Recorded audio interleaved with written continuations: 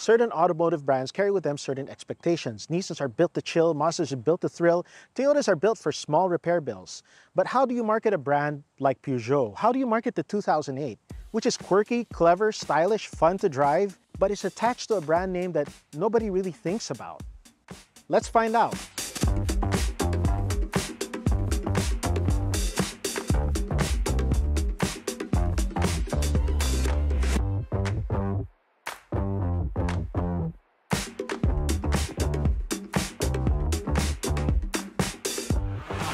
Among Peugeot's current lineup, the 2008 perhaps best embodies the brand's reputation for stylish and perhaps avant-garde car design.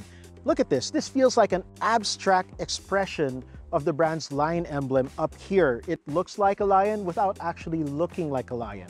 Down the side, you have these body creases that are unique, and they feel like an origami artist has spent hours just perfectly matching these folds. And over here in the rear, it's just perfect. French kiss. Or is that chef's kiss? I don't know which. I'm okay with either. It's just got the perfect proportion of glass and body above and below it. It's just perfect. I love the look of this car.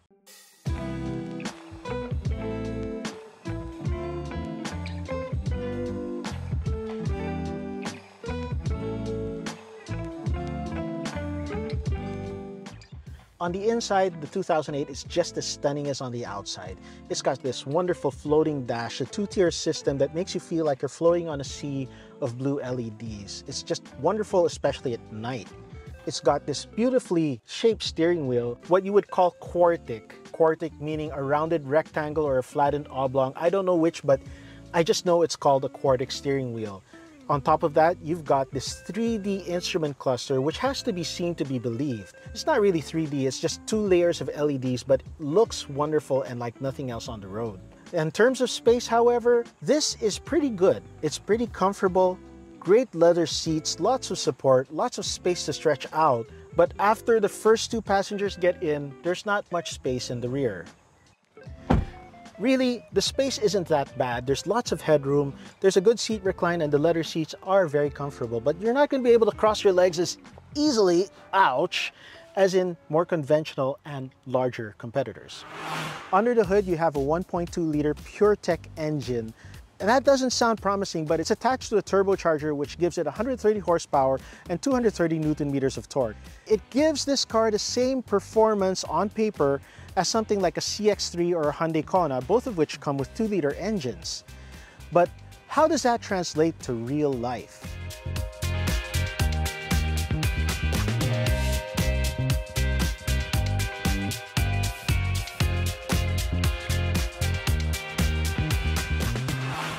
On the road, that 1.2-liter engine feels great. Once upon a time, Peugeot shared this turbocharged 4-cylinder technology with Mini, which Mini used in the Cooper S, and it shows. It's got that same kind of grumbly, growly turbo feel that gets you in the mood to drive fast. Okay, it's going. Yes, it's fast, but it's not quite Cooper S fast. It's still quick, and it'll still entertain you on the highway. Now throttle back a bit and you start to get a feel for how it'll go as a long-distance GT cruiser. You don't expect it to be a GT, not with this little space, but it does the job just fine. Some other quibbles: I love the look of this cabin, but this quartic steering wheel underneath this high-mounted instrument cluster, it's just not easy to see that over the steering wheel. Either you find yourself just sitting low and putting up with the fact that some of these numbers are obscured, or you sit high up just to see over it. And the pedal box is tiny, actually. It feels sort of like driving on an arcade cabinet, which is good when you're going fast and not so good when you want to just sit back and drive without thinking about it.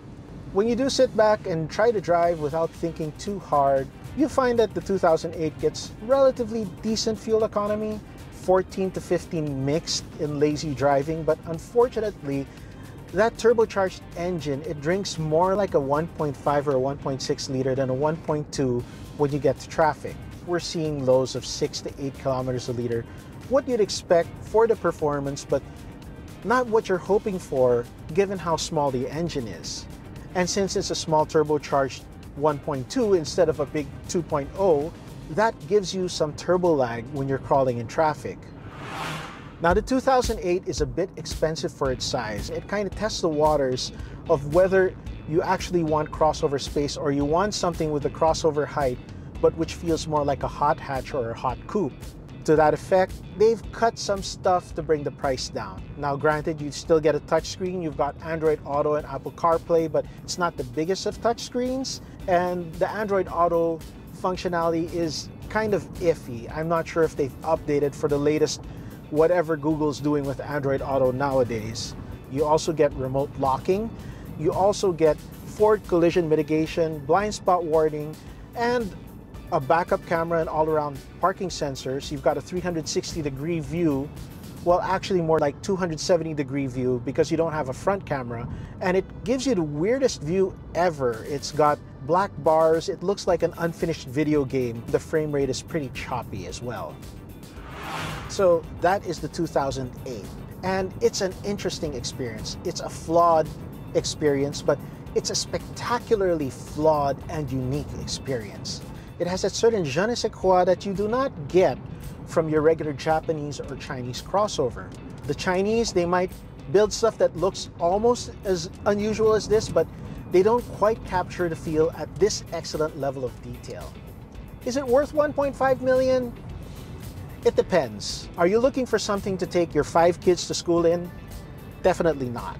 If you're looking for something that gives you that sense of adventure, that makes you feel special every time you get into it, this is one of the best cars in the class for that. If you have a sense of adventure and you love excellent design and excellent driving dynamics, you should give this car a go.